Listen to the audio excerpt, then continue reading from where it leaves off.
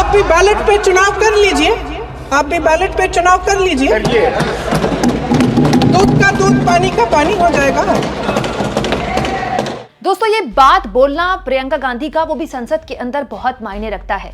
ये इस बात की तस्दीक करता है कि अब राहुल गांधी हो, चाहे प्रियंका गांधी हो, चाहे वो मल्लिकार्जुन खड़गे हो, एक आम सहमति कांग्रेस पार्टी में बन गई है कि बैलेट पेपर को लेकर अब जनता के बीच जाना ही होगा, लोगों को जागरूक करना ही होगा। कैसे बैलेट पेपर सहित देश के दूसरे बड़े मुद्दों पर जमकर बरसी आज संसद के अंदर प्रियंका गांधी। जरा गौर से सुनिए कैसे उन्नाव से लेकर संभल तक प्रियंका ने देश के मौजूदा हालात की चर्चा करते हुए कहा कि देश में डर का माहौल है। साथ साथ में प्रियंका ने अडानी का भी जिक्र करते हुए साफ कर दिया कि अडानी को लेकर जो रणनीति राहुल गांधी लेकर चले हैं, प्रियंका और पूरी कांग्रेस पार्टी उनके साथ है।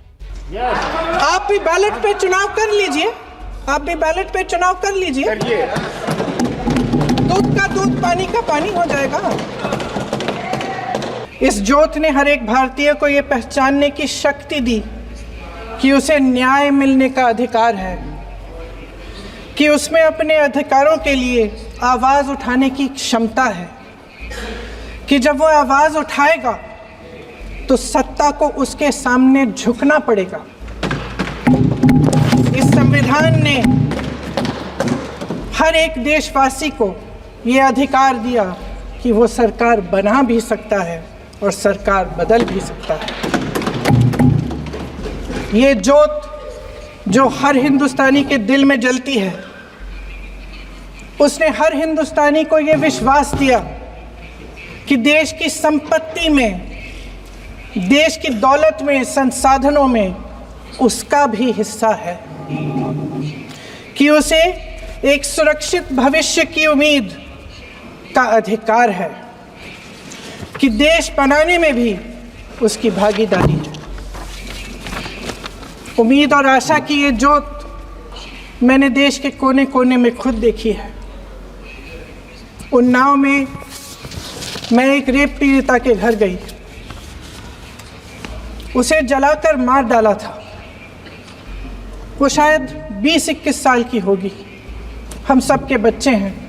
हम सोच सकते हैं कि अगर हमारी बेटी के साथ बार बार बलात्कार हुआ और फिर जब वो अपनी लड़ाई लड़ने के लिए गई तो उसको जलाकर मार डाला गया होता तो हम पर क्या बीतती। मैं उस बच्ची के पिता से मिली।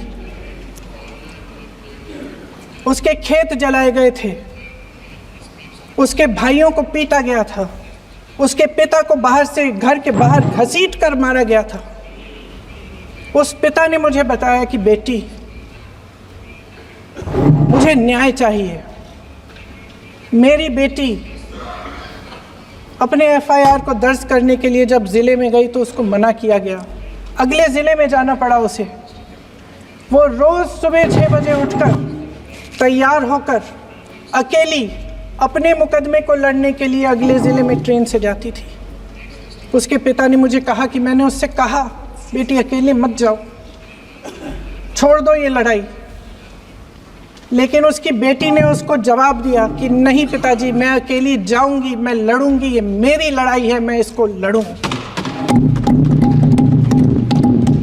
ये लड़ने की क्षमता, ये हिम्मत उस लड़की को और करोड़ों भारत की नारियों को हमारे संविधान ने दी। आगरा में मैं अरुण वाल्मीकि के घर गई। अरुण वाल्मीकि पुलिस स्टेशन में काम करता था, सफाई का काम करता था। आप सोच सकते हैं हमारी तरह उसका भी परिवार था। नई नई शादी हुई थी, 2-3 महीनों का बच्चा था। पुलिस स्टेशन में चोरी हो गई। चोरी का इल्ज़ाम उस पर लगाया गया। उसके पूरे परिवार को उठाकर पुलिस स्टेशन में ले गए। आप हंस रहे हैं, लेकिन ये गंभीर बात है। और क्या करेंगे? शर्म करो, शर्म। अरुण वाल्मीकि को पीट पीट के मार डाला, उसकी बीवी को पीटा, उसके पिता के नाखून निकाले, उसके पूरे परिवार को पीटा गया। जब मैं उस जवान महिला से मिलने गई जो अभी अभी विधवा हुई थी, तो उसने मुझे कहा कि दीदी, हमें सिर्फ एक चीज़ चाहिए, हमें न्याय चाहिए। और हम इस न्याय के लिए लड़ते रहेंगे, चाहे कुछ भी हो जाए। ये हिम्मत उस महिला को हमारे संविधान ने दी।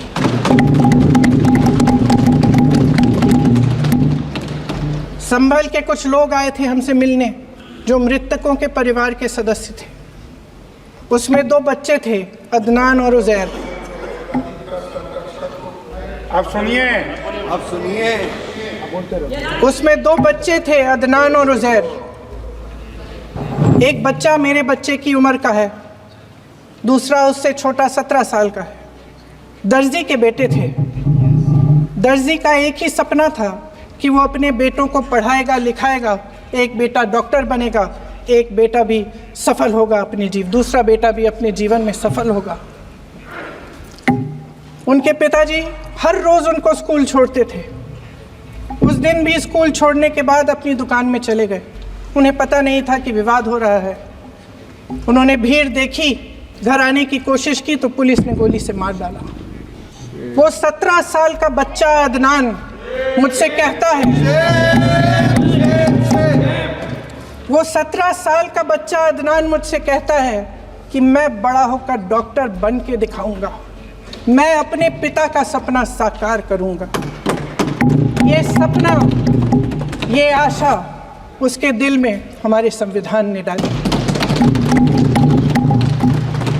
अध्यक्ष महोदय, हमारे देश के करोड़ों देशवासियों के संघर्ष में, अपने अधिकारों की पहचान में, इनकी कठिन से कठिन परिस्थितियों से लड़ने की अपार हिम्मत में और देश से न्याय की अपेक्षा में हमारे संविधान की ज्योत जल रही है।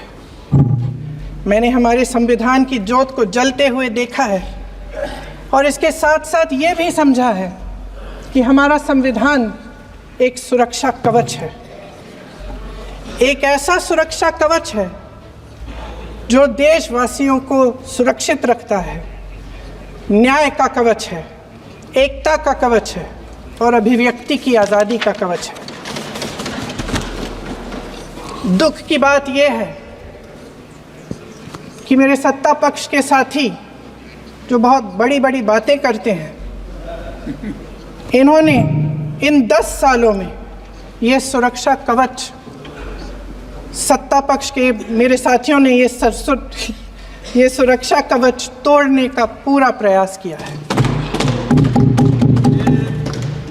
संविधान में सामाजिक, आर्थिक और राजनीतिक न्याय का वादा है।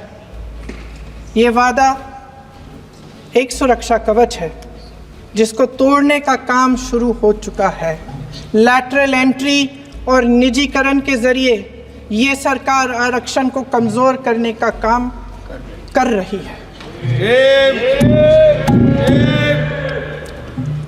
अगर लोकसभा में ये नतीजे नहीं आए होते तो ये संविधान बदलने का काम भी शुरू कर लेते। सच्चाई ये है अध्यक्ष महोदय कि आज संविधान बार बार इसलिए कह रहे हैं क्योंकि इस चुनाव में इनको पता चल गया कि इस देश की जनता ही इस संविधान को सुरक्षित रखेगी, कि इस चुनाव में हारते जीतने से इन्हें एहसास हुआ कि ये संविधान बदलने की बात इस देश में नहीं चलेगी। आज जनता की मांग है कि जाति जनगणना हो। सत्ता पक्ष के मेरे साथी ने इसका जिक्र किया। ये जिक्र भी आज इसलिए हो रहा है क्योंकि चुनाव में ये नतीजे आए।